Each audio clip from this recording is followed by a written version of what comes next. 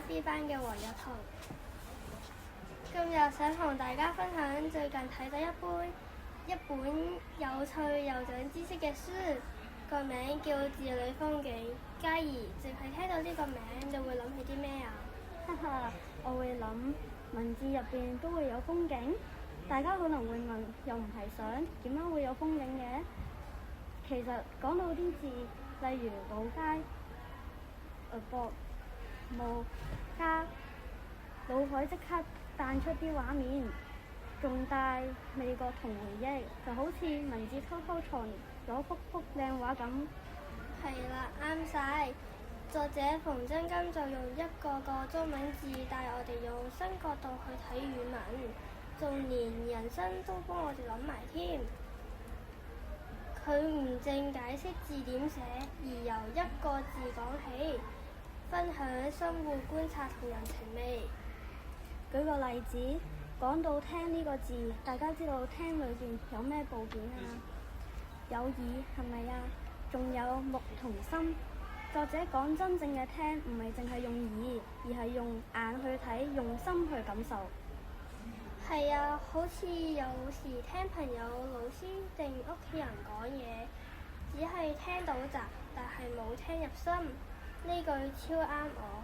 例如朋友講遇到難題，我成日快口講唔好諗咁多啦，但其實用心聽，用仁愛嘅心去感受同接納佢哋先係啱。書入邊另一篇我超中意，講家字。古時家上面係屋頂，下邊係隻豬。有人會問：吓？點解會有豬嘅？原來古人養豬代表屋企穩定，有食有安全感。所以家唔淨只係住嘅地方，而係心靈嘅歸屬地。平時放學返屋企，我淨係覺得啊，終於可以攤起張床度啦。但睇完呢篇，突然明白屋企人嘅關心，原來係人生最溫暖嘅風景。另外，作者好強調漢字真係好特別，唔可以俾拼音字母取代。好似歷史上5、4時期，魯迅覺得漢字太繁瑣，想改用拼音，但後來發現拼音搞唔掂，漢語多音多義。例如趙元任寫咗篇詩是食詩史，全篇96個字，全部讀詩。如果全部用拼音寫，讀者點分得出邊個係邊個？發生咗啲咩事？完全亂晒龍啊！冇錯啊，漢字保存咗中華文化嘅連續性同美感，一睇就有畫面同感情。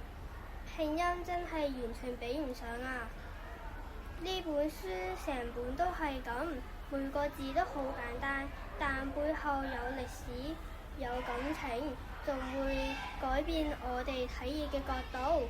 所以話中文真係好有料，每個字好似一扇窗，推開就見到唔同嘅風景。